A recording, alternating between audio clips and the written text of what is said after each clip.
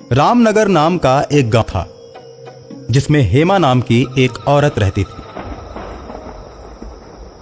हेमा काला जादू करके लोगों को मार दिया करती थी। जिस पर भी वो काला जादू करती थी उसकी तस्वीर बना देती थी और अपने साधना वाले घर में रख देती थी। मंत्र पढ़कर उस तस्वीर में सुइयां चुभोना शुरू कर देती थी।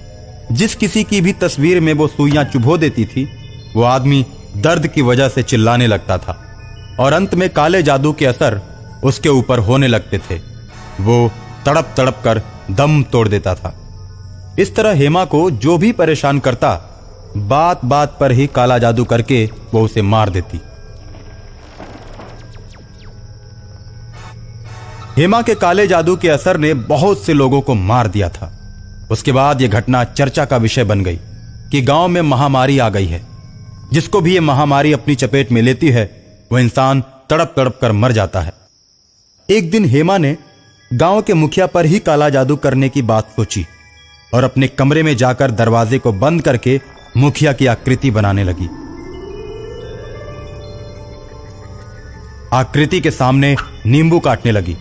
नींबू काटकर आकृति को माला पहनाती है और पहली सुई आकृति के सीने में चुभाती है और सीने में सुई चुभते ही मुखिया के सीने में दर्द होने लगता है। तो लोग कहते हैं कि मुखिया भी महामारी की चपेट में आ चुका है। अब यह भी नहीं बचने वाला। मुखिया का लड़का राजेश शहर से एम्बुलेंस बुलाकर मुखिया को शहर के बड़े डॉक्टर को दिखाता है और सारी बात बताते हुए डॉक्टर से कहता है, अरे इस महामारी से हमारे गांव के बहुत सारे लोग मारे गए हैं। डॉक्टर साहब मेरे पापा को बचा लीजिए, मैं आपको मुंह मांगी रकम दूंगा। डॉक्टर इलाज करना शुरू कर देते हैं लेकिन डॉक्टर के इलाज का कोई असर नहीं होता और डॉक्टर परेशान होकर सोचता है, यार ये कौन सी बीमारी है, इतना इलाज करने के बाद भी ठीक नहीं हो पाई। बीमारी के जितने भी लक्षण थे उन लक्षणों को देखकर ही दवाइयां दी, उसके बावजूद असर नहीं हुआ।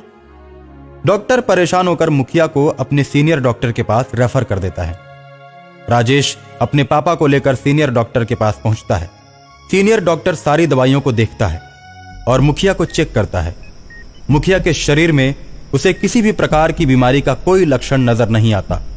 डॉक्टर आश्चर्य में पड़ जाता है, आखिर ये कैसी नई बीमारी है। डॉक्टर इधर सोच रहा होता है और उधर हेमा मुखिया की फोटो में सुई चुभो देती है। हेमा दूसरी सुई मुखिया की आंख में चुभोती है। जैसे ही हेमा आंख में सुई चुभोती है मुखिया के आंखों की रोशनी गायब हो जाती है। मुखिया कहता है, डॉक्टर साहब मुझे ऐसा लगता है कि किसी ने मेरी आंखों में सुई चुभो दी है। बहुत ज्यादा दर्द हो रहा है, मुझे कुछ दिखाई नहीं दे रहा है। देखते ही देखते मुखिया की आंखों से खून बहने लगता है। डॉक्टर ने अपने जीवन में इस प्रकार का मरीज पहले कभी नहीं देखा था। डॉक्टर सोच में पड़ जाता है और राजेश से कहता है, तुम्हारे पापा की बीमारी मेरी समझ से बाहर है भाई। वैसे मैं आराम होने के लिए दर्द का इंजेक्शन दे देता हूँ। अब तो तुम्हें अपने पापा को बड़े शहर में ही दिखाना पड़ेगा। डॉक्टर अपने से भी सीनियर डॉक्टरों का पता देता है जहां पर नए लोगों पर रिसर्च किया जाता है। रिसर्च सेंटर में डॉक्टर मुखिया के पास पहुंचते हैं और मुखिया की बीमारी का पता लगाने लगते हैं, लेकिन किसी को भी मुखिया के रोग के बारे में पता नहीं चलता। सभी डॉक्टर सोचने पर मजबूर हो जाते हैं कि आखिर ये कौन सी बीमारी है। उसी रिसर्च सेंटर में एक बीमार तांत्रिक अपना इलाज कराने आता है। मुखिया को देखते ही तांत्रिक भड़क उठता है और डॉक्टरों से कहता है, मेरा रोग ठीक करो, मैं स्वस्थ होते ही मुखिया को ठीक कर दूंगा। इसे कोई रोग नहीं हुआ है, इस पर सिर्फ और सिर्फ काला जादू का असर है, जिसके चलते दवाइयां असर नहीं कर रही हैं। काला जादू नाम सुनकर डॉक्टर हैरान हो जाते हैं। सबसे पहले तांत्रिक को दवा देकर ठीक करते हैं।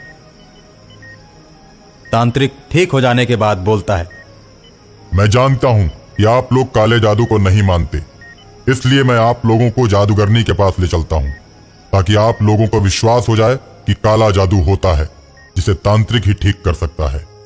तांत्रिक डॉक्टरों को लेकर मुखिया के गांव में पहुंचता है और नींबू पर मंत्र फूंक कर फेंकता है। नींबू गेंद की तरह आगे आगे चलने लगता है और उसके पीछे पीछे मुखिया, डॉक्टर और गांव के कुछ लोग चलते हैं। नींबू हेमा के दरवाजे पर जाकर रुक जाता है। नींबू के रुकते ही तांत्रिक बोलता है, काले जादू की जादूगरनी तू इसी घर में है। मुखिया जब यह बात सुनता है तो अपने लड़के राजेश से कहता है, दरवाजा तोड़ दो राजेश, दरवाजा तोड़ दो। और दरवाजा टूटते ही सभी हेमा के घर के अंदर प्रवेश कर जाते हैं।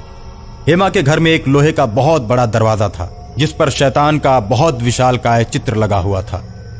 तांत्रिक बोलता है, इसी घर में जादूगरनी रहती है और काला जादू करती है।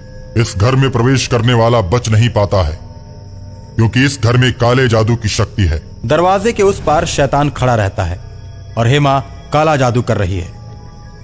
हेमा को इस बात की भनक लग जाती है कि गांव वाले एक तांत्रिक को लेकर आए हैं। हेमा गुस्से में आकर दरवाजा तोड़ती है। देखते ही देखते दरवाजे से धुआं निकलने लगता है और सारे गांव वाले बेहोश होकर गिर जाते हैं। लेकिन तांत्रिक बेहोश नहीं होता। वो अपने झोले से छोटी सी जादुई छड़ी निकालता है और जादुई छड़ी से डायन को मार देता है। डायन जादुई छड़ी के प्रभाव से चिल्लाने लगती है और गांव छोड़कर चली जाती है। डायन के गांव छोड़ते ही सभी बेहोश लोग उठकर खड़े हो जाते हैं और मुखिया भी ठीक हो जाता है। डॉक्टर जब मुखिया को स्वस्थ देखते हैं तो उन्हें भी इस काले जादू पर विश्वास हो जाता है।